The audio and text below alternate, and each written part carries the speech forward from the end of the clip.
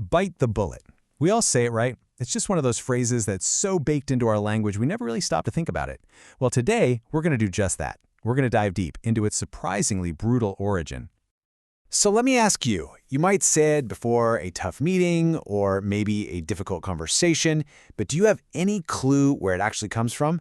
I have a feeling the real story is going to be a whole lot more intense than you think. Okay, first things first, let's make sure we're on the same page.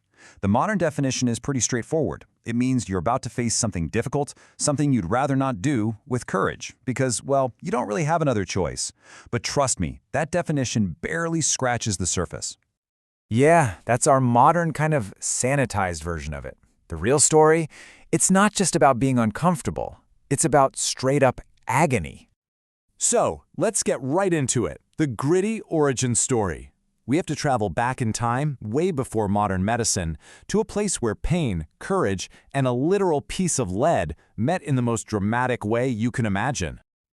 I want you to picture this. You're in a makeshift surgery tent on a battlefield. There's no anesthesia, no painkillers. A wounded soldier needs surgery, right now. So what do? They hand him a lead bullet, and the instruction is simple. Bite down. Bite down as hard as you can. It was a desperate, primal way to cope with unimaginable pain, to brace against it and to keep from screaming. We're talking pure, raw endurance. And that's the key right there. That history of forced, literal, painful endurance is what gives this phrase all its power. It's not about dealing with a minor inconvenience, it's about staring down something truly agonizing, because there is absolutely no other way through. All right, so now that we know that intense history, how should we be using this phrase today? Let's go over some ground rules for using it with the kind of weight it really deserves. This really lays it out perfectly.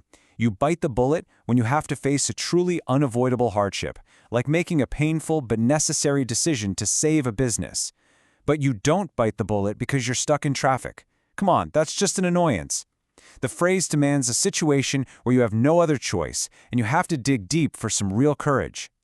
In this example, it's perfect. A business owner facing layoffs. Nobody wants to do that. It's a horrible, painful decision, but to save the entire company, it's a necessary evil. There's no easy way out. That is the absolute essence of biting the bullet. You know, sometimes the best way to understand what something is to look at what it isn't. So what does it look like when someone refuses to bite the bullet? What are the words we use for that? Well, instead of enduring, you shirk responsibility. Instead of facing the music, you throw in the towel. You just give up.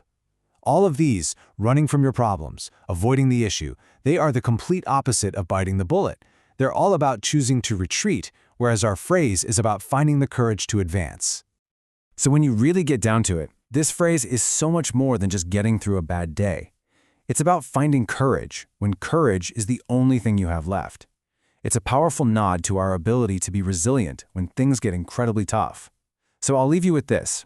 Knowing its true, raw origin, what bullet in your life will you face now with a totally new perspective?